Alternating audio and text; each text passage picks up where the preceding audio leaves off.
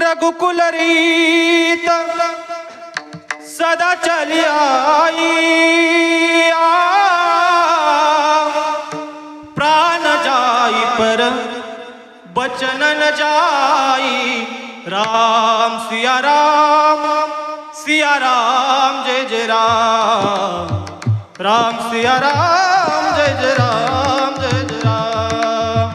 प्रभू रामचंद्र सांगतात, बाबा मी जाणार आहे, काही काळजी करू नका। 14 वर्ष जे केले ना ती आई वडिलांची सेवाच आहे। स्वामिकाज गुरुभक्ती पितृवचन सेवा पती, आणि शेवटी सांगितली पत्नीला पतीची सेवा आहे ना ही विष्णूची महापूजा आहे।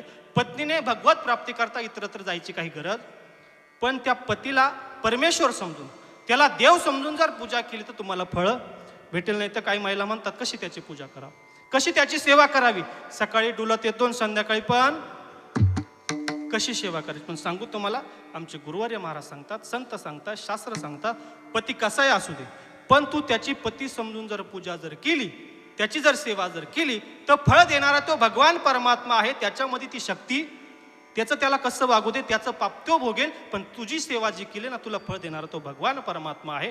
आणि पती सेवा करून पत्नीने काय केलंय, आज या एका आपल्या हिंदू धर्म संस्कृतीने जर बघितलं तर पतींचं वर्णन करत असताना जालंधराची पत्नी रुंदा ही इतकी पतिव्रता होती की जालंधर हा महादैत्य कोणाकुणी हरत नव्हता, भगवान शंकरालाही हरत नव्हता। अशा कालामध्ये स्वतः विष्णूने जाऊन तिचं पातिव्रत्य भंग केलं। त्यावेळेस जालंधर म्हणजे पतिव्रतेची ताकद इतकी आहे, नव्हे आपल्या हिंदू धर्म संस्कृतीमध्ये पतिव्रतेची ताकद इतकी आहे, वेळ संपला सांगायला वेळ नाही, पण एका सूर्यालाही थांबवण्याची शक्ती पतिव्रतेच्या हातामध्ये आहे। रामायणातलं उदाहरण तुम्हाला सगळ्यांना माहीत असेल, ज्या कालामध्ये सीता माता प्रभू रामचंद्र लक्ष्मण भैया वनवासाला जातात, अशा कालामध्ये उर्मिला लक्ष्मणाची पत्नी, असं म्हणतात रामायणामध्ये वर्णन आहे, एका पायावरती उभी होती। काहीतरी जायचं म्हणून हातामध्ये वाटी, काही साखर असेल, काही दही असेल ते घेऊन आली, तशी उभी होती। आणि ज्या कालामध्ये लक्ष्मणाला शक्ती लागली अशा कालामध्ये हनुमंतराय तो द्रोणागिरी पर्वत घेऊन जात असताना खाली पडला वगैरे, आता मोठं वर्णन आहे त्याच्यामध्ये।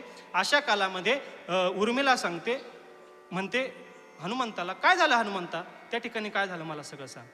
नाही माझ्या काही एवढा वेळ नाही, मला जाणं गरजेचं आहे, सूर्योदय व्हायच्या आत जर मी गेलो तर या जडीबुटीचा उपयोग, एकदा की सूर्योदय झाला की या जडीबुटीचा काही उपयोग होणार नाही।